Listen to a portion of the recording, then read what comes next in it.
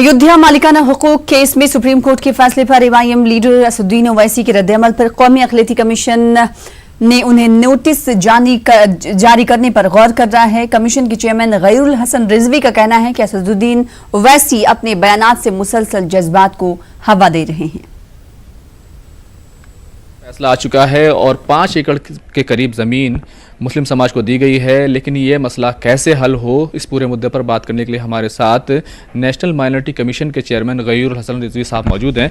गैरुल भाई, 5 एकड़ ज़मीन दे दी गई, अब तरह तरह की बातें हो रही हैं, कहाँ ज़मीन मिलनी चाहिए, कैसे मस्जिद को बना करके पूरा मामला हल किया जा सकता है? देखिए, सरकार के ऊपर सुप्रीम कोर्ट ने जो जजमेंट दिया उसमें सरकार को इसके लिए अधिकृत किया है कि स्टेट की और केंद्र की सरकार उनको अयोध्या में ज़मीन दे।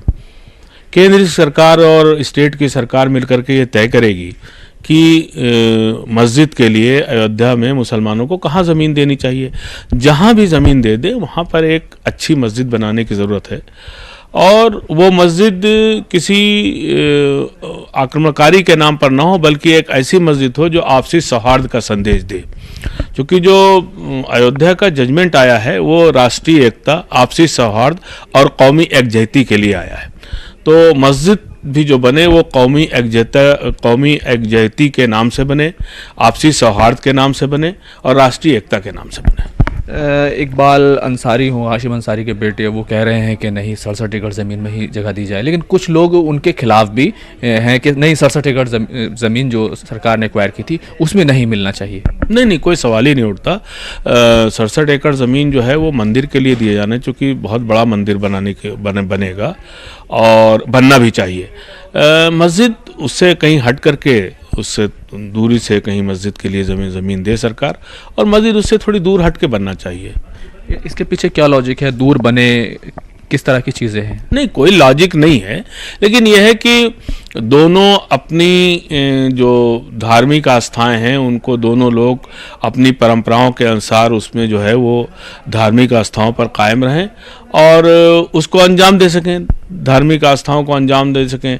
बहुत नज़दीक बनने से ये भी है कि कल को कोई फिर कभी बात इस तरह की न निकले। एक बार देश इन सब चीज़ों से बाहर आ चुका है और देश आगे बढ़ रहा है, समाज भी अब आगे बढ़ना चाहता है, अल्पसंख्यक भी अब आगे बढ़ना चाहता है, तो कोई ऐसी बात ना हो। इसलिए सरकार, मुझे लगता है कि इसके लिए बहुत सोच समझ कर ज़मीन देगी और जहाँ देगी वो ठीक जगह देगी और वहीं पर मुसलमानों को मस्जिद बनाना चाहिए। क्योंकि ये मामला अल्पसंख्यक समुदाय मुस्लिम से जुड़ा हुआ है, सब लोग धैर्य भी बरत रहे हैं, सब्र बरत रहे हैं, सब्र का इजहार भी कर रहे हैं, लेकिन कुछ लोग ऐसे हैं, वैसी जैसे लोग, वो काफ़ी अलग तरह के बयान दे रहे हैं। क्योंकि मामला जुड़ा हुआ है, कमीशन इस मामले में एक्शन ले सकता है, किस तरह की चीज़ें हैं?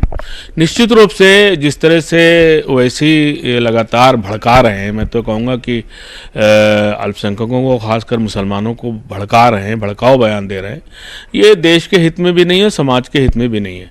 और अल्पसंख्यक आयोग अभी देख रहा है, समीक्षा कर रहा है, अगर ज़रूरत पड़ी तो निश्चित रूप से अल्पसंख्यक आयोग ओवैसी को नोटिस जारी करेगा।